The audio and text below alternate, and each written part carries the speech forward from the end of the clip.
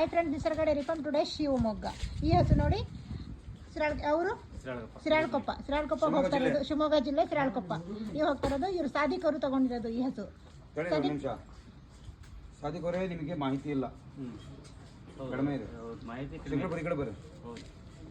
ನಾನು ಈ ಆಕಳು ಕೊಡೋಕ್ಕೆ ಹೆದರ್ತಾ ಇದ್ದೀನಿ ಶಂಕರಪುರ. ಇಲ್ಲಿ ನೋಡಿ, ಇಲ್ಲಿ ಏನು ಮಾಡ್ಬೇಕು ನೀವು ಹೇಳ್ರಿ. ಮತ್ತೆ ನಾನು ಒಂದು ಕೆಲಸ ಮಾಡಿ ಮೇಡಮ್, ಇವ್ರು ವಾಯ್ಸ್ ಕಳಿಸಿ ಈ ಕಡೆ ಬರ್ರಿ ಶಂಕರಪುರ. ಇವ್ರಿಗೆ ಆಕಳು ಕೊಡ್ಬೋದಾ? ಕಾಪಾಡ್ಕೊಂಬಕ್ ನೀನು ಇನ್ನೊಂದು ಹೇಳ್ತೀನಿ ಕೇಳಿ, ಫ್ಯಾಕ್ಟ್ ಇದು.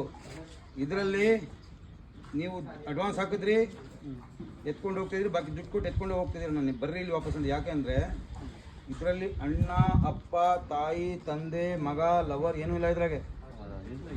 ನಮ್ಮ ಅಪ್ಪ ನನಗೆ ಹಸು ಕೊಟ್ಟರು, ನಾನು ತೊಟ್ಟು ನೋಡಬೇಕು. ಏನಣ್ಣ ತೊಟ್ಟು ನೋಡಬೇಕು. ಏನ್ರಿ ರೈತ ಮಿತ್ರ, ಬರ್ರಿ ನೀವು ಇಲ್ಲಿ ಬರ್ರಿ. ಎಲ್ಲಿಂದ ಬಂದಿದ್ದು ನೀವು? ವಿಜಯನಗರ. ಸರಿ, ನಾನು ಹೇಳ್ತಾ ಇರೋದು ಯಾಕೆ ಗೊತ್ತಾ, ಇಲ್ಲಿ ನಿಸರ್ಗ ಡೈರಿ ಫಾರ್ಮಿಂಗ್ ನಂಬಿ ಎಲ್ಲೆಲ್ಲ ದುಡ್ಡು ಹಾಕ್ತಾರೆ. ನಾವು ಒಂದೇ ಮಾತು ಹೇಳೋದು, ನೀವು ಇದರಲ್ಲಿ ಯಾರಿಗೂ ನಂಬೇಡಿ. ನನ್ನ ಇದ್ರಲ್ಲಿ ಲೈಫಲ್ಲಿ ಇಲ್ಲಿ ತನಕ ಒಂದು ತೊಟ್ಟು ಪ್ರಾಬ್ಲಮ್ ಇದೆ ಅಂತ ನನಗೆ ಫೋನ್ ಬಂದಿಲ್ಲ, ಬರಬಾರ್ದು. ಆದ್ರೂ ಏನು ಗೊತ್ತಾ, ನಿಮ್ಮ ಕರ್ತವ್ಯ. ಈಗ ನಾನು ನಾಳೆ ಇದ್ದೀನಿ, ಇವತ್ತು ನಾಳೆ ಇರ್ತೀನೋ ಇಲ್ಲ ಗೊತ್ತಿಲ್ಲ. ಎಲ್ಲ ಹಸು ತೊಗೊಂಡ್ರು ಹಸುಗಳನ್ನು ಎಲ್ಲ ನೋಡ್ಕೊಂಡು ಫಸ್ಟ್ ಬರೀ ಇಲ್ಲಿ ಈ ಕಣ್ಣು ಫಸ್ಟ್ ನೋಡ್ಬೇಕಾಗಿರೋದು. ಕಣ್ಣಲ್ಲಿ ಹಸುಗಳ ಚಲನವನ್ನೆಲ್ಲ ಗೊತ್ತಾಗ್ಬಿಡುತ್ತೆ. ಎರಡನೇದಾಗಿ ನೋಡ್ಬೇಕಾಗಿರೋದು ಹಸುಗಳ ಹೆಲ್ತ್, ಮೇಲ್ಕಾಗ್ತಾ ಇದೆಯಾ ಏನು ಇದು. ನೆಕ್ಸ್ಟ್ ಇಲ್ಲಿ ಹೋಗ್ಬೇಕು. ನೆಕ್ಸ್ಟ್ ಇಲ್ಲಿ ಹೋದಾಗ ಇಲ್ಲಿ ನೋಡ್ರಿ,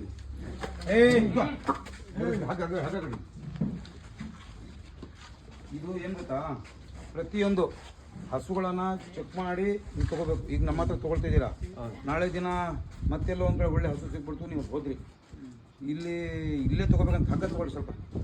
ಸ್ವಲ್ಪ ಕಟ್ರಿ, ಥೋಡ ಪೇರ್ ಬಂದು ಹಗ್ಗ ಇಲ್ಲಿ ಕಟ್ಬಿಡ್ರಿ. ಇಲ್ಲೇ ಹೋದ್ರು ನೀವು, ಯಾಕಂದರೆ ನೀವು ಸಾಲ ಮಾಡಿ ಬಂದಿರ್ತೀರ. ಸಾಲ ಮಾಡಿ ಬಂದಿರ್ತೀರ. ನಮ್ಮ ಕರ್ತವ್ಯ, ನನಗೆ ಎಕ್ಸ್ಪೀರಿಯನ್ಸ್ ಇರೋರಿಗೆ ಕೊಡೋಕ್ಕೆ ಹೆದರಿಕೆ ಇಲ್ಲ ಶಂಕರಪುರ. ನಿಮಗೆಲ್ಲ ಮಾಹಿತಿ ಇದೆ, ನಿಮ್ಗೆ ಕೊಡೋಕೆ ಹೆದರಿಕೆ ಇಲ್ಲ. ಹೊಸ ರೈತನಿಗೆ ಕೊಡೋಕ್ಕೆ ಸ್ವಲ್ಪ ಹೆದರಿಕೆ ಆಗುತ್ತೆ. ಅದಕ್ಕೆ ಅವ್ರಿಗೆ ಕೇಳ್ತೀನಿ, ನಿಮ್ಗೆ ಮಾಹಿತಿ ಇದೆಯಾ ಏನೋ ಅಂತ. ಕೆಲವೊಬ್ರಿಗೆ ನೋವಾಗುತ್ತೆ ಅದು. ಹಾಂ, ಇದ್ರ ಶಂಕರಪುರ ನೋಡ್ರಿ, ಒಂದು ಸರಿ ಇದೆಯಾ, 2, 3 ಸರಿ ಇದೆಯಾ? ಇದು ನಿಮ್ಮದು ಜೀವನದೊಂದು ದಾರಿ. ಇದು ಇಲ್ಲಿ ಇದು ಚೆನ್ನಾಗಿಲ್ಲ ಅಂದರೆ ನೀವು ದುಡ್ಡು ಹಾಕಿ ಪ್ರಯೋಜನ ಇಲ್ಲ. ಬರೀ ಇದಕ್ಕೆ ದುಡ್ಡು ಹಾಕ್ತೀರಾ. ಇದು ನೋಡ್ಕೋಬೇಕು. ಇದೇನಪ್ಪ ಅಂದರೆ ಇದು ನೋಡ್ಬೇಕಂದ್ರೆ ಚೆನ್ನಾಗಿದೆಯಾ, ಕ್ವಾಲಿಟಿ ಇದೆಯಾ, ಕಣ್ಣಿದೆಯಾ, ಕಣ್ಣಿಂದು ಹೆಡ್ ಕ್ವಾಲಿಟಿ ಇವೆಲ್ಲ ನೋಡ್ಬೇಕು. ಆಮೇಲೆ ಸ್ಟ್ರಕ್ಚರ್ ನೋಡಿ, ಇಂಜೆಕ್ಷನ್ ಮಾಡ್ತೀವಿ ಅಂತ ಇಲ್ಲಿದೆಯಲ್ಲ, ಈ ಸ್ಟ್ರಕ್ಚರ್ ಇಲ್ಲಿಂದ ತಂದಾನು ಇಲ್ಲೇ. ಮತ್ತೇನು ಗೊತ್ತಾ, ಚರ್ಮನು ಮುಂದೆ ಬೇರೆ ಮೇಡಮ್. ಇದರಲ್ಲಿ ಚರ್ಮನೂ ಭಾಳ ಮುಖ್ಯ ಆಗುತ್ತೆ. ಚರ್ಮ ಏನು ಗೊತ್ತಾ, ಹಿಂಗಿರ್ಬೇಕು.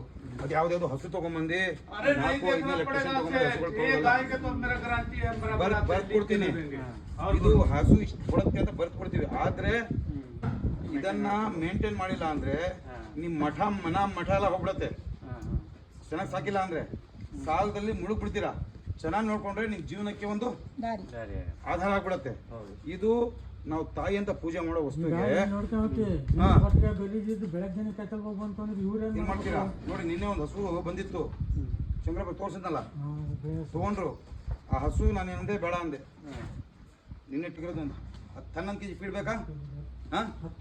10 kg ಹಾಕ್ರಿ, ಕೊಡ್ತೀನಿ feed. 10 kg feed, 10 kg silage ಇಲ್ಲ ಅಂದ್ರೆ ಹಸಿ ಹುಲ್ಲು 10 ರಿಂದ 15 kg.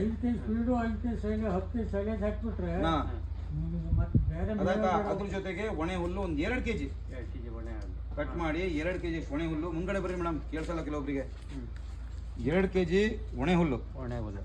ಅದ್ರ ಜೊತೆಗೆ ಒಂದು 5-6 kg ನಿಮ್ಮಲ್ಲಿ ವಜೆ ಆದ್ರೆ ಹಸಿ ಹುಲ್ಲಿದ್ರೆ ಒಂದು 10 kg ಹಾಕಿ. ಅದರಲ್ಲಿ ಒಣೆ ಹುಲ್ಲು, ಸೈಲೇಜು ಮತ್ತೆ ಫೀಡ್ 10 kg ಫೀಡ್ ಒಂದೇ ಸಲ ಹಾಕ್ಬಿಡ್ರಿ. ಈಗ ಹಸು ತಿಂದ್ರೆ ಸಂಜೆಗೆ ಹಾಲು ಮಾಡಲ್ಲ.